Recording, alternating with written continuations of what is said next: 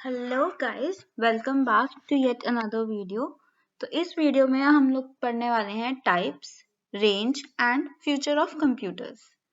और ये जो हमारा टॉपिक है ये फंडामेंटल्स ऑफ कंप्यूटर्स चैप्टर को बिलोंग करता है ई बिजनेस सब्जेक्ट में से। और इससे पहले हम लोगों ने देखा कि किस तरीके से कंप्यूटर क्या है, उसके क्या एडवांटेजेस हैं, क्या डिसएडवांटेजेस हैं, उसकी वर्किंग क्या है। और ये सभी वीडियोस के बाद अभी हम उनके टाइप्स, रेंज और उनका फ्यूचर करेंगे। तो ये 3 टॉपिक से मिली हुई है वीडियो। तो अगर आपको इसमें से किसी भी और टॉपिक को चेकआउट करना हो तो मैं आपको सारे जो लिंक्स हैं वो डिस्क्रिप्शन में दे दूंगी। Actually there is a full playlist, मैं आपको प्ले लिस्ट का भी लिंक दे दूंगी, तो आप वहां से देख सकते हैं। तो चलिए आज की वीडियो शुरू करते हैं। तो गाइज इस स्लाइड के अंदर हम एक थोड़ा सा ओवरव्यू लेंगे कि हम इसमें वीडियो के अंदर क्या करने वाले हैं। तो उसमें 3 टॉपिक्स हैं जिसमें से 2 टॉपिक्स का यहाँ पे एक ओवरव्यू लेंगे कि जो कंप्यूटर्स हैं वो कितने टाइप्स के होते हैं। तो सबसे पहले हम देख सकते हैं कि एनालॉग कंप्यूटर्स होते हैं, डिजिटल कंप्यूटर्स होते हैं और हाइब्रिड कंप्यूटर्स होते हैं। तो जो टाइप ऑफ कंप्यूटर्स हैं वो 3 हैं हमारी, ठीक है। उसके बाद हम लोग पढ़ेंगे कि रेंज ऑफ कंप्यूटर्स क्या है। तो रेंज ऑफ कंप्यूटर्स में हमारे पास हैं टाइनी कंप्यूटर्स, पीडीएस जिन्हें हम पर्सनल डिजिटल असिस्टेंट्स कहते हैं, then we have personal computers, उसके बाद आ जाता है वर्क स्टेशंस, उसके बाद है मेन फ्रेम कंप्यूटर्स। तो जो ये सारे के सारे हमारे आगे की रेंजेस हैं, हम इन पे भी गौर देंगे और हम इन्हें भी इसी वीडियो के अंदर डिस्कस करेंगे एक एक करके। तो चलिए आगे चलते हैं। तो फ्रेंड्स सबसे पहले आज हमारे पास हैं डिजिटल कंप्यूटर्स। ये टाइप्स ऑफ कंप्यूटर का पहला टाइप है, ठीक है। तो हमारे जो डिजिटल कंप्यूटर्स हैं उसके अंदर हम पॉइंट्स देख लेंगे। Digital computers work on the working principle of counting. जो हमारे डिजिटल कंप्यूटर्स हैं वो काउंटिंग के वर्किंग प्रिंसिपल के ऊपर काम करते हैं। Second point, digital computers work on the discontinuous और डिस्क्रीट डेटा। और जो हमारे डिजिटल कंप्यूटर्स हैं वो डिसकंटिन्यूअस, जो डेटा कंटिन्यूअस नहीं होता, डिस्क्रीट होता है, उसके ऊपर काम करते हैं। Third point, digital computer represents data in binary format 0 and 1. These computers basically work by counting and adding the binary digits. तो अब जो हमारे डिजिटल कंप्यूटर्स होते हैं वो सिर्फ 2 ही चीजों को अंडरस्टैंड करते हैं, 2 ही जो नंबर्स हैं जिन्हें हम बाइनरी फॉर्मेट बोलते हैं 0 and 1, सिर्फ उन्हीं को समझते हैं। तो कंप्यूटर की जो लैंग्वेज है उसके अंदर या तो कुछ 0 है या कुछ 1 है, उसके अलावा उनके बीच में या उनके ऊपर नीचे कोई भी न्यूमेरिक नंबर वो अंडरस्टैंड नहीं करते, ठीक है। और जनरली जब हम बात करते हैं तो हम कहते हैं कि 0 मीन्स लो, 1 मीन्स हाई। 0 को हम फॉल्स बोल देते हैं, 1 को हम ट्रू बोलते हैं, 0 को हम ऑफ बोल देते हैं, 1 को हम ऑन बोलते हैं। तो इस तरीके से जो है इंटरप्रिटेशन होती है। तो सब कुछ बाइनरी डिजिट्स, जो ये 2 डिजिट्स हैं, इन्हीं को मिला के लिखा जाता है, काउंटिंग प्रिंसिपल पे डिपेंड करता है और इन्हीं बाइनरी डिजिट्स को ऐड करता जाता है, ठीक। फोर्थ पॉइंट है, इन digital computers data flows in the form of pulses. जो डिजिटल कंप्यूटर्स होते हैं उनके अंदर जो डेटा फ्लो करता है वो पल्सेस की फॉर्म में फ्लो करता है। तो जो हमारा पल्स होता है वो पल्स चार्ट कुछ इस तरीके का दिखता है। यहाँ आप देख सकते हैं कि जो ये नीचे टच हो रहा है ये हमारे जीरोस हैं, ठीक है, और जो ऊपर टच हो रही हैं वो हमारी वंस हैं। तो वो सिर्फ 0 और 1 वैल्यू ही लेता है। तो वो पल्स की तरह जो है हमारे डिजिटल कंप्यूटर में डेटा फ्लो होता है। फिफ्थ पॉइंट देखेंगे, digital computers are used in banking, manufacturing, personal use etcetera. तो हम जितने भी लैपटॉप्स, डेस्कटॉप्स हमारे घर में, हमारे स्कूल्स में, कंपनीज में हम लोग यूज कर रहे हैं वो सब डिजिटल कंप्यूटर्स ही होते हैं। और वो आजकल हर फील्ड के अंदर यूज हो रहे हैं। ये हमने पहले भी बात की है कि जो कंप्यूटर है वो हर क्षेत्र में यूज हो रहा है। किस तरीके से यूज हो रहा है वो भी हमने स्कोप ऑफ कंप्यूटर्स में, स्कोप ऑफ आईटी में कवर किया है, अब वहां से भी देख सकते हैं। तो एक जनरलाइज थिंग है कि वो हर स्फीयर ऑफ लाइफ के अंदर यूज हो रहा है। Six point, almost all computers coming these days are digital, they are very fast, accurate and easy to understand. अब जो हमारे डिजिटल कंप्यूटर्स हैं ये बहुत ही फास्ट हैं, एक्यूरेसी से काम करते हैं और समझने के लिए, अंडरस्टैंड करने के लिए बहुत ही ईजी हैं। इवन चिल्ड्रन भी आज जो है इन्हें बहुत आसानी से बच्चे इन्हें समझ लेते हैं और यूज कर पाते हैं। चलिए आगे देखते हैं। तो फ्रेंड्स जो हमारा नेक्स्ट टाइप है टाइप्स ऑफ कंप्यूटर्स के अंदर, वो है एनालॉग कंप्यूटर्स।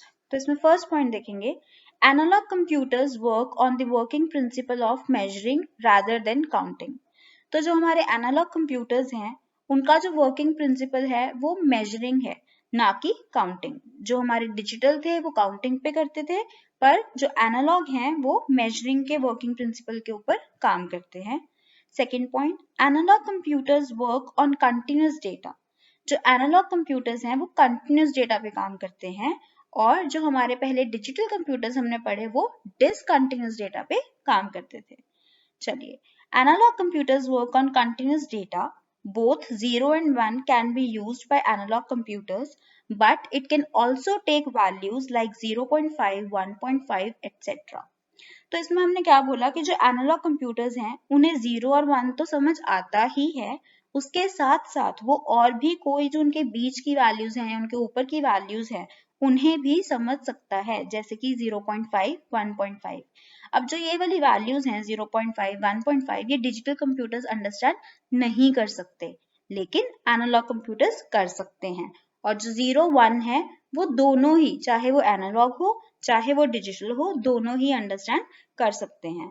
अब इनकी अगर हम एग्जांपल लें तो आप स्पीडोमीटर, जो आपके व्हीकल्स होते हैं, कार होती है, बाइक होती है, उसके अंदर जो स्पीडोमीटर लगे होते हैं इस प्रकार के, अगर उनकी बात करें तो उसके अंदर जो डिजिट्स हैं, जो वैल्यूज हैं, उन्हें मेजर करते हैं जब, तो वो सारी वैल्यूज को कंसिडर करता है। तो जो हमारा स्पीडोमीटर है वो एक एनालॉग कंप्यूटर है। चलिए आगे देखेंगे।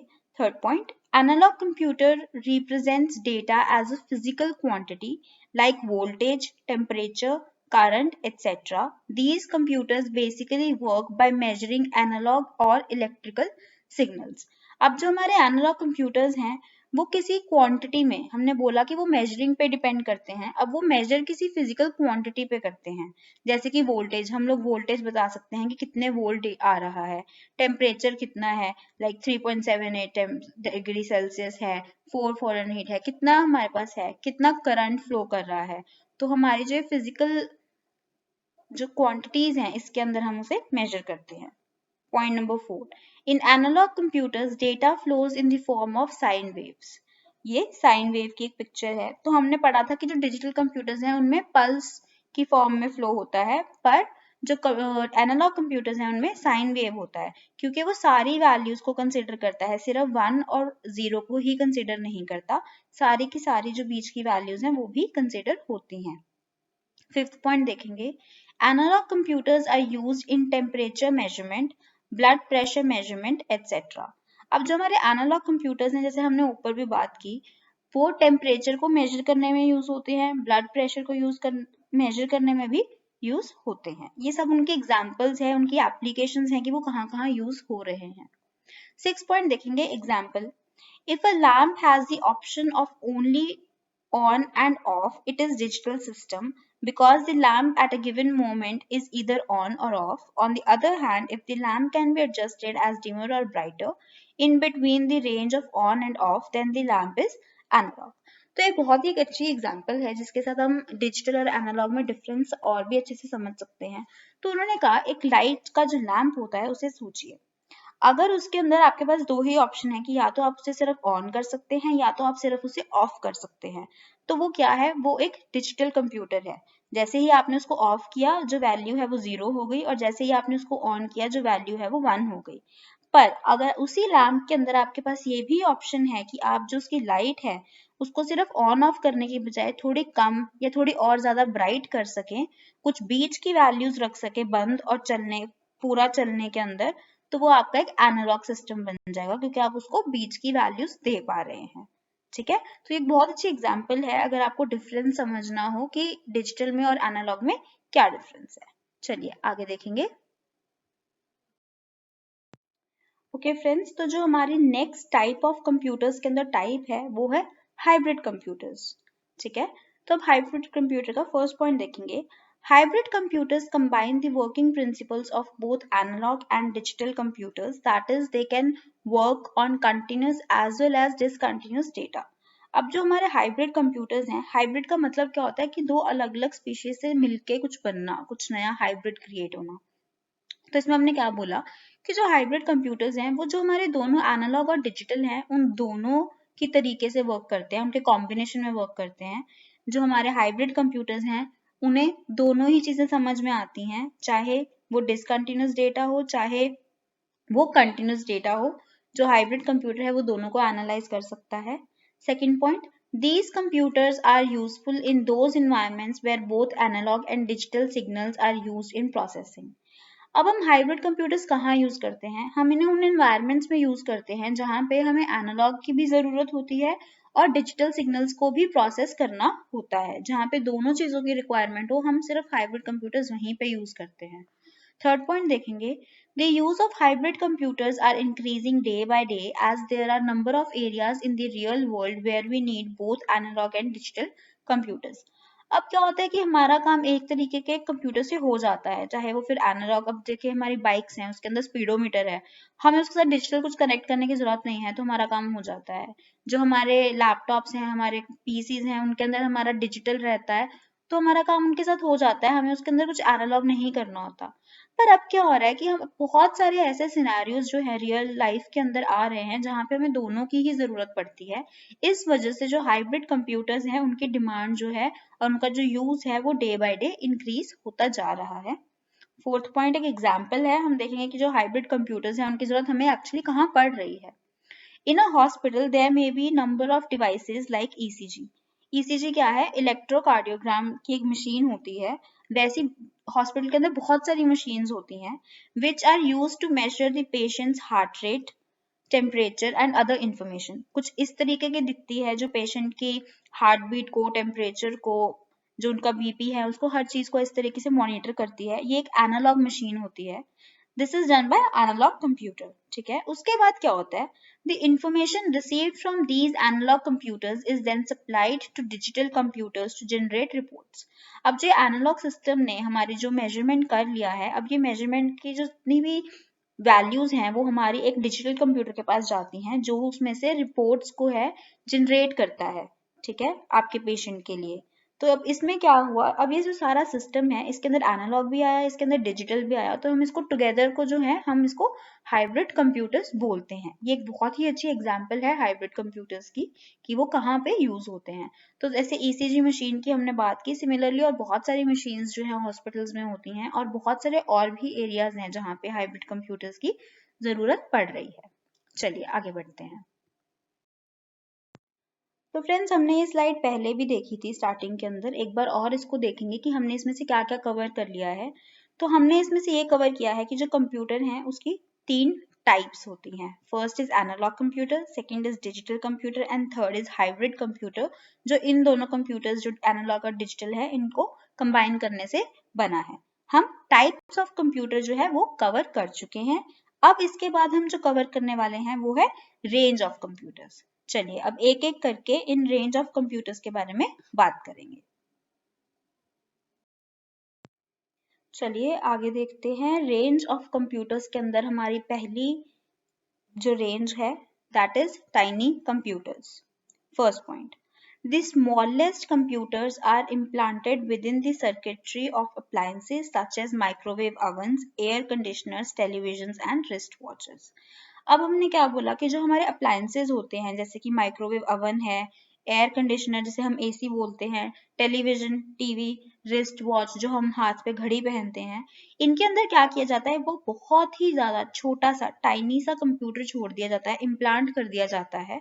ठीक है, second point, they are typically pre-programmed for a specific task such as tuning to a particular television frequency, delivering doses of medicine or keeping accurate time.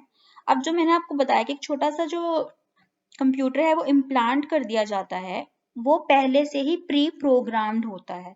Pre programmed का मतलब क्या है कि उसके अंदर ऑलरेडी वो सेट ऑफ इंस्ट्रक्शंस जो हैं वो ऑलरेडी उसको दी जा चुकी हैं, उसके अंदर एक प्रोग्राम लिखा जा चुका है कि उसको सिर्फ एक स्पेसिफिक टास्क, एक ही टास्क है जो उसको परफॉर्म करना है। वो इतना छोटा सा होता है, आप बहुत सारी चीजें तो करा नहीं सकते।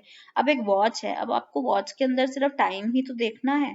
ठीक है, तो वो उसको आप ऑलरेडी प्री प्रोग्राम कर चुके होते हैं एक टास्क परफॉर्म करने के लिए और आप उसको वहां पे मशीन में डाल देते हैं। अब जैसे कि टाइम, हमने जो रिस्ट वॉचेस की बात की वहां पे एक्यूरेट टाइम दिखाए, इसमें इस चीज के लिए उसको प्रोग्राम किया गया है। टीवी के अंदर, रेडियोस के अंदर एक पर्टिकुलर फ्रिक्वेंसी जिसके ऊपर हमें सिग्नल मिल रहा है उस पे ट्यून करने के लिए उस पे इंस्ट्रक्शंस लिख दी गई हैं।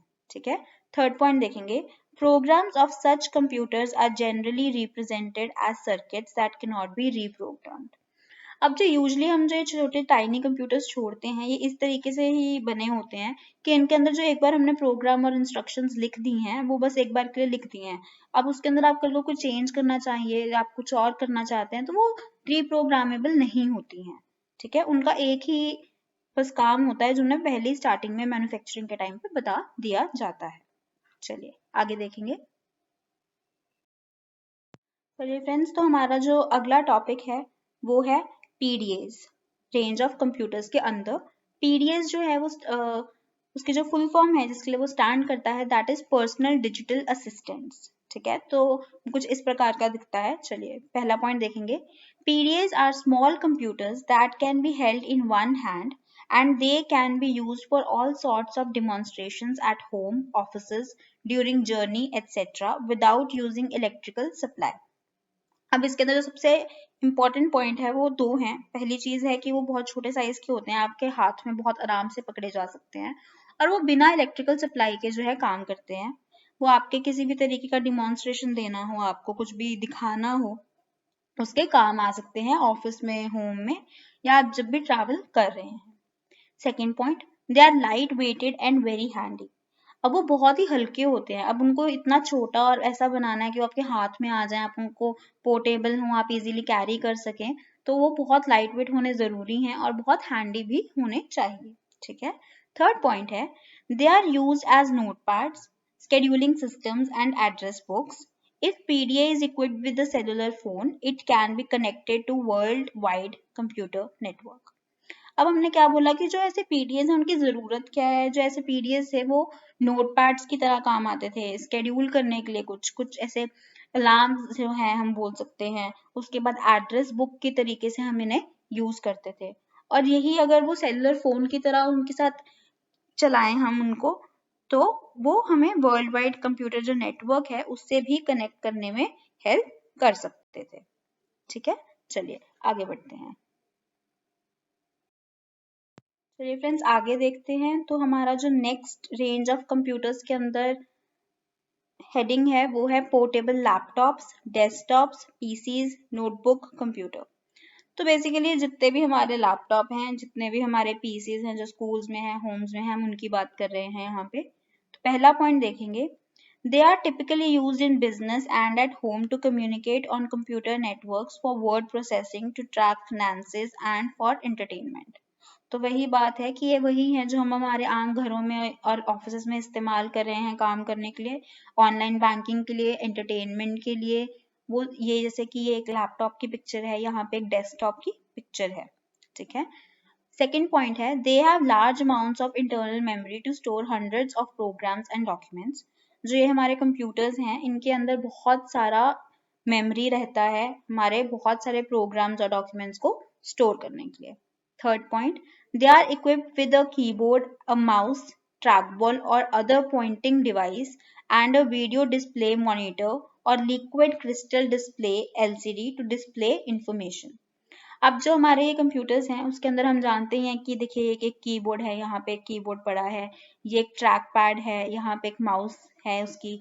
ठीक है, तो जो एक मॉनिटर आ गया, एक एलसीडी डिस्प्ले आ गई, ये सारे उसके पार्ट्स हैं जो उसमें होते हैं जिसके थ्रू हमें वो सारी इनपुट आउटपुट के ऑपरेशंस हम परफॉर्म करवाते हैं या करते हैं। फोर्थ पॉइंट देखेंगे, laptop and notebook computers usually have hardware and software similar to PCs, but they are more compact and have flat, lightweight LCDs।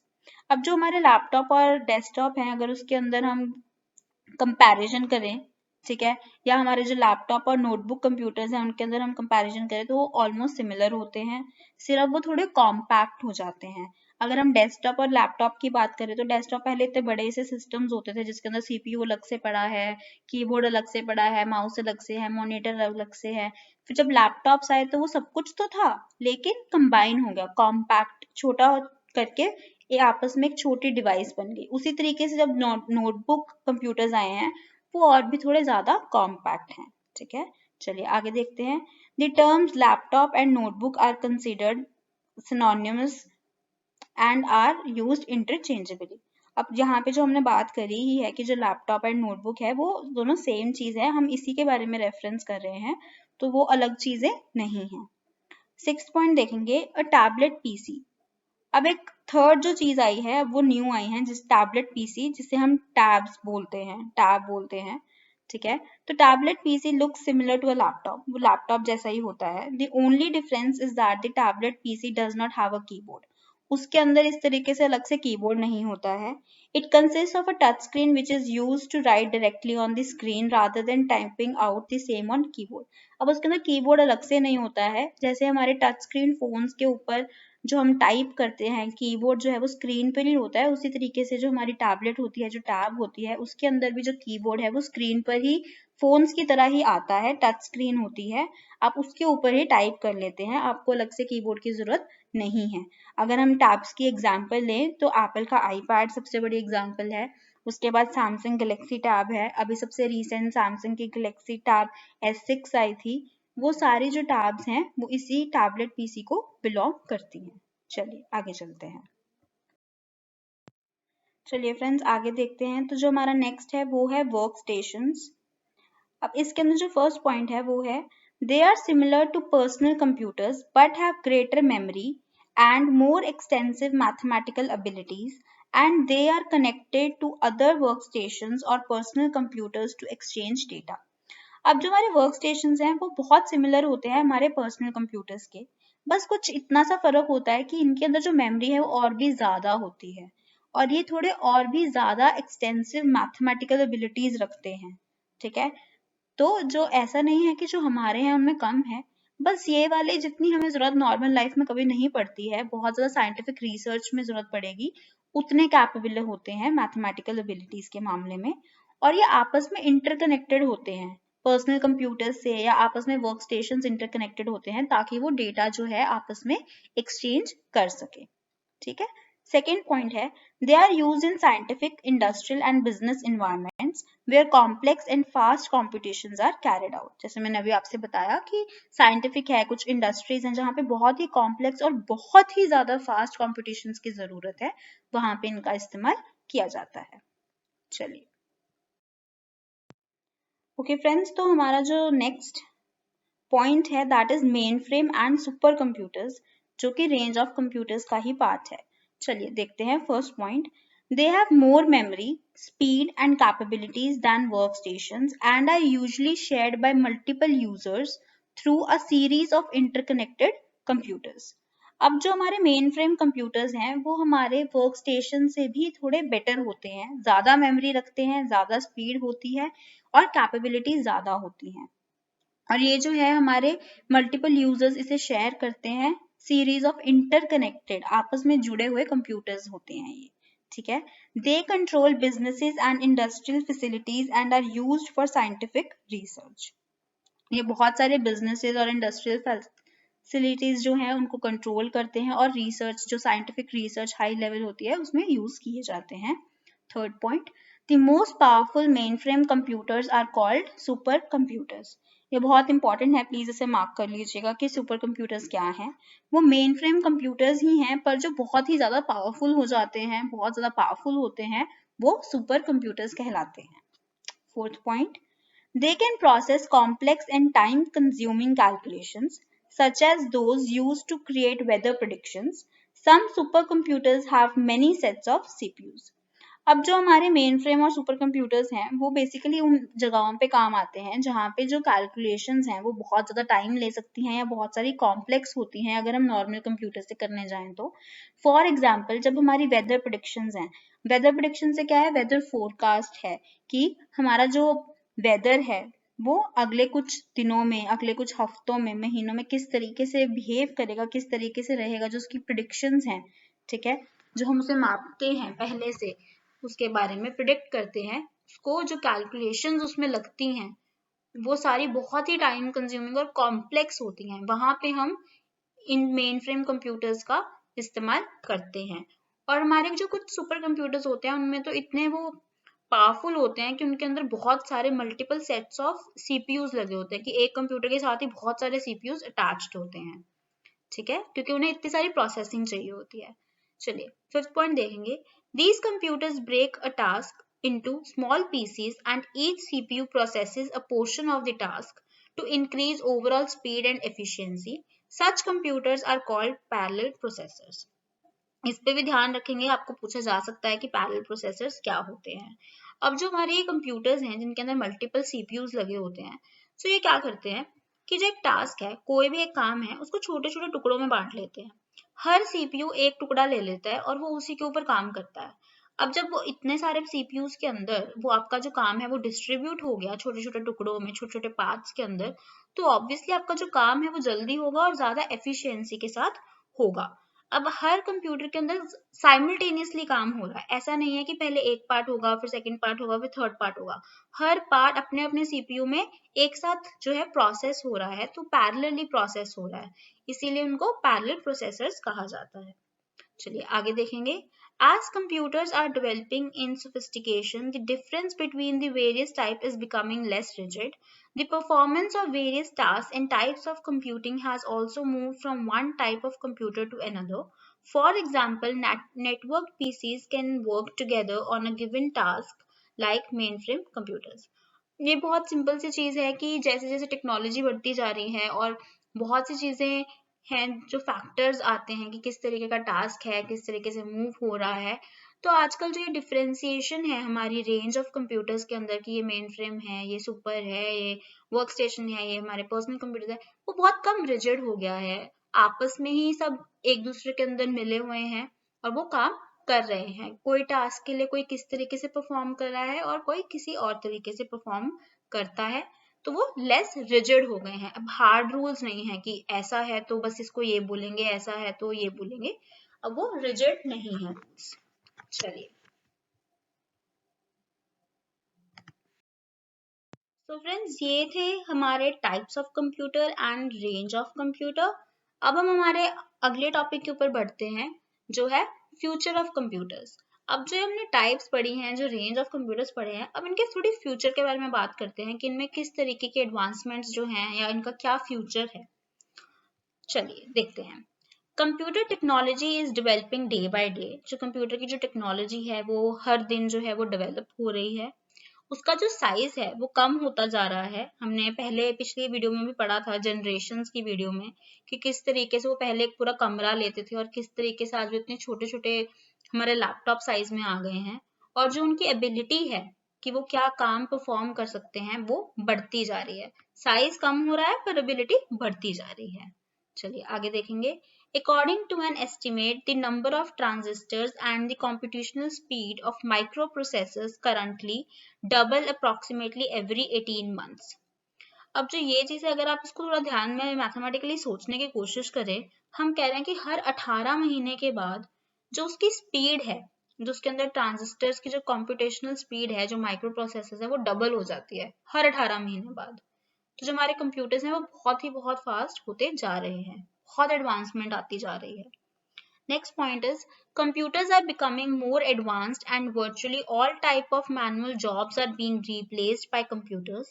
It is hoped that life will be easier in the times to come. तो जो हमारे computers हैं वो बहुत सारे जो हमारे manual activities हैं जिसके अंदर थोड़ी ज्यादा एक्यूरेसी चाहिए थी, जो पहले नहीं आ पाती थी पर कंप्यूटर्स की वजह से आ गई है, तो ये बहुत सारी मैनुअल जॉब्स को रिप्लेस करके ऑटोमेटिक सिस्टम्स आ रहे हैं, ऑटोमेशन हो रही है। और इससे हम उम्मीद रखते हैं कि जो हमारा फर्दर काम है वो और भी इजी हो जाएगा, जो आने वाली लाइफ है वो और भी सुखदायक हो जाएगी। अगला पॉइंट देखते हैं। Instances of hacking are increasing. Hackers illegally get access to computer systems and violate privacy, tamper or destroy records. अब जैसे जैसे ये कंप्यूटर्स में इतनी टेक्नोलॉजी बढ़ती जा रही है, अब हम देख ही रहे हैं कि जो हैकिंग के इंस्टेंसेस हैं, जो हमारे नंबर ऑफ रिपोर्ट्स हैं वो बढ़ती जा रही हैं और ज्यादा हैकिंग इलीगली हो रही है, प्रिवेसी के साथ टैम्पर किया जा रहा है हमारी पर्सनल इंफॉर्मेशन के साथ, ये भी हो रहा है।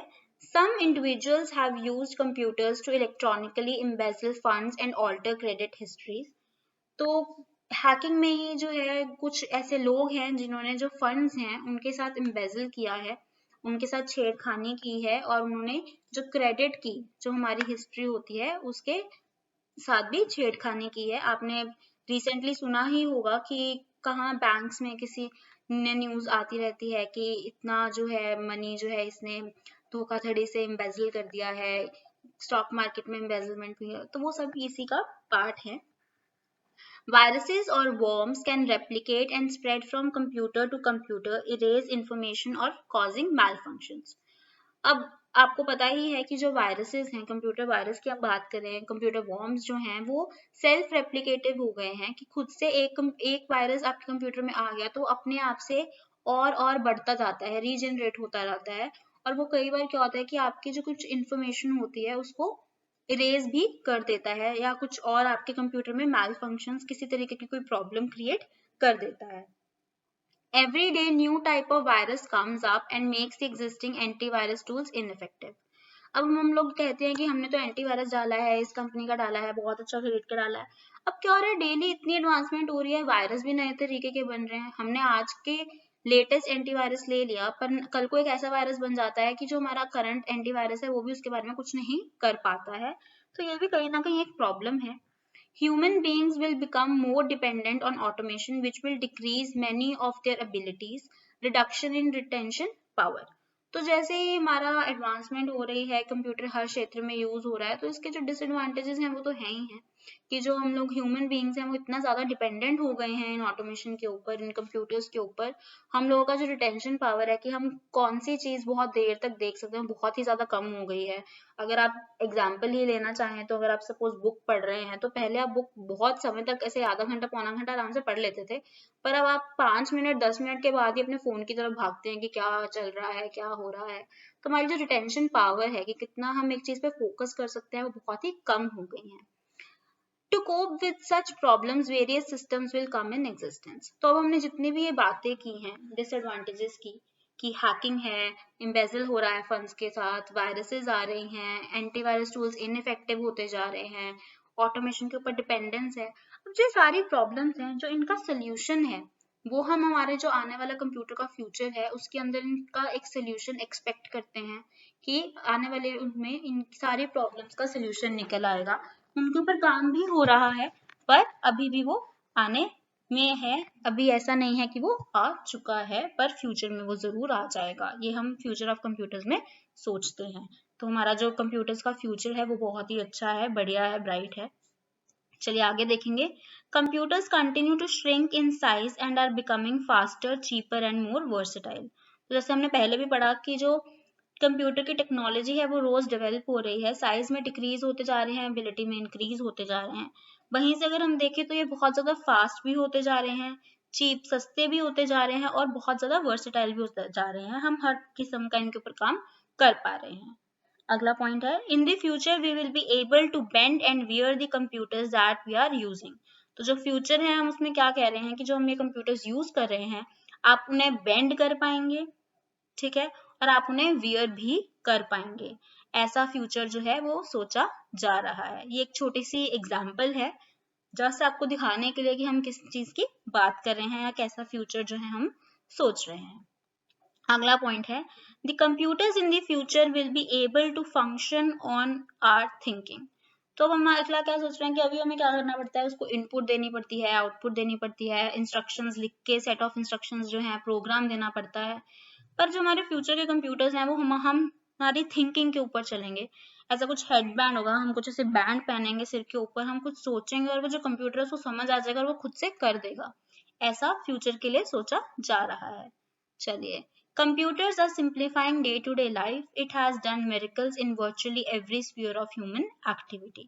तो जो हमारे कंप्यूटर्स हैं हम आज की ही बात करें, फ्यूचर की ना करें, तो वो हर स्फीयर में यूज हो रहे हैं, हर स्फीयर में मेरिकल्स कर रहे हैं, जादू की तरीके से काम कर रहे हैं, चाहे वो हेल्थ केयर हो, चाहे वो एजुकेशन हो। उसी तरीके से हम एक्सपेक्ट करते हैं कि जो फ्यूचर है उसके अंदर भी वो और ज्यादा जो है ह्यूमन एक्टिविटीज को हेल्प करेंगे और ऐसे और भी ज्यादा मिरेकल्स करते रहेंगे। अगला पॉइंट है the computers will have the ability to think on their own like human beings. अभी तो हम सिर्फ इतना ही बोल रहे थे कि वो हमारी थिंकिंग से ऑपरेट होंगे, पर इवन कि हम ये भी देख रहे हैं कि फ्यूचर के अंदर ये भी प्रोस्पेक्ट है कि वो जो कंप्यूटर्स हैं, जो रोबोट्स हम देखते हैं, वो खुद की ही एक थिंकिंग रखेंगे और ह्यूमन बीइंग्स की तरह खुद से सोच पाएंगे। ऐसा भी फ्यूचर में होना पॉसिबल है। अगला पॉइंट देखेंगे, it is expected that with the development in the field of computer technology, research work in all areas will become faster, more accurate and more meaningful। अब जिस तरीके से डेवलपमेंट हो रही है, जो कंप्यूटर की जो टेक्नोलॉजी है वो रिसर्च में और ज़्यादा मदद करेगी, ठीक है, वो हर टाइप के और हर फील्ड की रिसर्च में हेल्प करेगी, क्योंकि उससे वो फास्ट हो जाएंगे, रिसर्च और ज़्यादा एक्यूरेट होगी और उतनी ही मीनिंगफुल हो जाएगी। जितना हमारा रिसर्च स्ट्रॉन्ग होगा, जितना हमारा रिसर्च अच्छा होगा, उतना ही हमारा जो डेवलपमेंट प्रोसेस है, ठीक है, वो बेटर होता है। चलिए आगे देखेंगे। चलिए हमने कंप्यूटर के फ्यूचर की काफी सारी बात की है, थोड़ी सी और नजर मारेंगे। Access everything everywhere. तो हमारा जो फ्यूचर है कंप्यूटर का, उसमें हम क्या बोल रहे हैं कि हम कोई भी इंफॉर्मेशन है वो कहीं से भी कभी भी जो है एक्सेस कर सकते हैं। तो अगर हम क्लाउड कंप्यूटिंग के बारे में सोचे तो हमारा जितना भी डेटा है, अगर वो सब कुछ जो है वो क्लाउड पे है, तो आप उसको कहीं से भी किसी भी डिवाइस से किसी भी समय एक्सेस कर सकते हैं। अगला पॉइंट है वॉच व्हाट यू वांट। तो अब क्या है कि पहले हम लोग मूवीज जैसे देखनी हो, अगर हम एग्जांपल लें, कोई गेम खेलनी हो कंप्यूटर के अंदर, पहले हम पेन ड्राइव में सीडीज में लेके आते थे, अपने सिस्टम में डालते थे और उसके बाद खेला करते थे या कोई मूवी देखा करते थे। पर अब वो चीजें खत्म हो गई हैं, अब हम लोग सब्सक्रिप्शन ले लेते हैं। अब सब्सक्रिप्शन की बात करें तो नेटफ्लिक्स हम लोग जानते हैं, Amazon का प्राइम वीडियोस हैं जहां हम जानते हैं। अब हम कोई भी मूवी हमारे सिस्टम के अंदर नहीं रखते हैं, हमें कहीं से भी लेके नहीं आनी, हम उन सर्विसेज की सब्सक्रिप्शन लेते हैं। उनके जो उनका हब है जहाँ पे उनका सारा डेटा स्टोर है, वहां पे क्लाउड के अंदर उनका सब कुछ है, वहां पे सारा मटेरियल है, सारी मूवीज हैं या कोई गेम्स के आप सब्सक्रिप्शन लेते हैं और हम उसे एक्सेस कर सकते हैं, ठीक है। Next point is enjoy painless security. अब जैसे इतना सब कुछ बढ़ता जा रहा है, क्लाउड के ऊपर इतनी सारी चीजें आ रही हैं, तो सिक्योरिटी बहुत बड़ा कंसर्न है, क्योंकि अब आपका सारा जो डेटा है वो क्लाउड पे है। अगर कोई वहां पे हैक करता है तो वो सारी इंफॉर्मेशन में हैक कर सकता है। तो इसके लिए बहुत ज्यादा सिक्योरिटी के ऊपर काम हो रहा है और ये एक्सपेक्टेड है कि जो हमारा फ्यूचर है कंप्यूटर्स का, फ्यूचर के अंदर जो सिक्योरिटी है वो बहुत ही ज्यादा पेनलेस हो जाएगी और आपको इतना वरी नहीं करना पड़ेगा। चलिए अगला point is super powered and super portable. अब जो हमारे फ्यूचर के कंप्यूटर्स हैं, हम उनमें एक्सपेक्ट कर रहे हैं कि वो बहुत ज्यादा पावरफुल हो जाएंगे और बहुत ज्यादा पोर्टेबल हो जाएंगे। पोर्टेबल से जैसे मैंने आपको पिछली साइड में भी एग्जांपल दिखाई थी कि किसी तरीके से इसको हमने हाथ में पहना हुआ था, कि आप उनको कितने इजीली कैरी कर पाएंगे एक जगह से दूसरी जगह पर। चलिए अगला point is forget about charging. तो अब क्या हो रहा है, जिस तरीके से हमारी सारी डिवाइसेस आ गई हैं, जिसके साथ हमारा इतना एडवांसमेंट हो रहा है, तो अगर इसके अंदर आप देखें जितने भी पोर्टेबल डिवाइसेस हैं, उनकी जो इलेक्ट्रिकल कंजम्पशन है, इलेक्ट्रिसिटी की जो कंजम्पशन है, वो बहुत ही कम होती जा रही है, 1 वॉट तक जा रही है। तो अब ये एक जो प्रोसेस में है, आपने सुना ही होगा कि वायरलेसली जो हमारे फोन्स हैं वो चार्ज हो रहे हैं वायरलेस चार्जर के साथ। उसी तरीके से धीरे धीरे कंप्यूटर्स जो हैं वो इतना एडवांस हो जाएंगे कि आपको बिल्कुल ही चार्जिंग के बारे में फिक्र नहीं करनी पड़ेगी। Next point is turn anything into a display. अब आज तो हमारे पास ऐसे मॉनिटर्स हैं, डिस्प्लेस हैं, एलसीडीज हैं जिनके ऊपर हम आउटपुट देख पाते हैं, पर फ्यूचर के अंदर हम क्या बोल रहे हैं कि हमें ऐसे अलग से स्पेशल स्क्रीन की जरूरत ही नहीं पड़ेगी, हम किसी भी चीज को डिस्प्ले के अंदर कन्वर्ट कर पाएंगे। अगर आपने स्मार्ट गॉगल्स के बारे में सुना हो, तो ये क्या करते हैं, ये आपका जो डेटा है वो इस तरीके से, यहाँ पे एक कैमरा लगा होता है, एक प्रोजेक्टर होता है, वो आपके सामने उसको प्रोजेक्ट कर देते हैं, जो जिससे आप किसी भी चीज को जो है एक डिस्प्ले में कन्वर्ट करके उसको देख सकते हैं। तो ऐसी चीजें बहुत सारी हैं, बहुत सारी इन्वेंशंस इन प्रोसेस हैं, इन प्रोग्रेस हैं, जो फर्दर डेवलप होती ही जाएंगी। तो ये कुछ एग्जांपल्स मैंने यहाँ लगाई हैं पिक्चर्स के तौर पे, आपको एक थोड़ा फील देने के लिए कि हम क्या बात कर रहे हैं। पर ऐसी और बहुत सारी चीजें हैं जो और बहुत बेटर जो फ्यूचर में आएंगी। अगला पॉइंट देखेंगे, इंटरैक्ट विद पीसीज नेचुरली।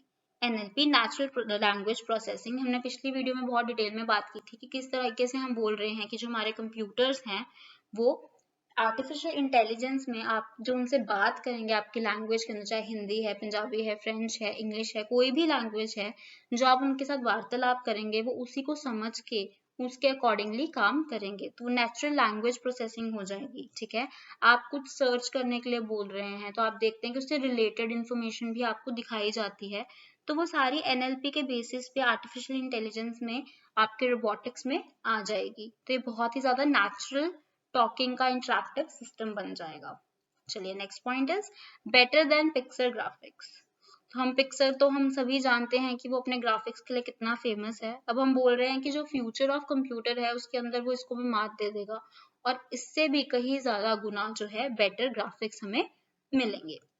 तो फ्रेंड्स ये हमारे कुछ टॉपिक्स थे जिसके अंदर हमने पढ़ा इस वीडियो के अंदर कि किस तरीके से टाइप्स ऑफ कंप्यूटर्स हैं, किस तरीके से रेंज ऑफ कंप्यूटर्स है और उनका क्या हमारे कंप्यूटर्स का आज हम फ्यूचर जो है वो देख रहे हैं। तो हमारी जो टाइप्स ऑफ कंप्यूटर्स थे उसके अंदर 3 टाइप्स थी, डिजिटल, एनालॉग एंड हाइब्रिड। उसके बाद हमने रेंज ऑफ कंप्यूटर्स पढ़े and in the end future of computers. तो फ्रेंड्स ये थी आज की हमारी वीडियो एंड आई होप आपको वीडियो अच्छी लगी हो और आपके बहुत काम आए। तो अगर आपको ये वीडियो अच्छी लगी है तो प्लीज़ इसे लाइक करें, शेयर करें, नीचे कमेंट करें और अपने जितने भी आपके फेलो स्टूडेंट्स हैं, आपके कलीग्स हैं, आप उनके साथ, आपके फ्रेंड्स के साथ पक्का से इसको शेयर करिए, क्योंकि इस टाइम के अंदर किसी के पास हो सकता है कि बुक्स अवेलेबल ना हो सकता है उन्हें कुछ डिफिकल्टी आ रही हो, मे बी जो वीडियो है उनके भी मदद कर सके। और प्लीज इसे सब्सक्राइब करें मेरे चैनल को अगर आपने अभी तक नहीं किया है और बेल आइकन पे भी जरूर क्लिक कीजिए नोटिफिकेशंस के लिए। चलिए अगली वीडियो तक, थैंक यू।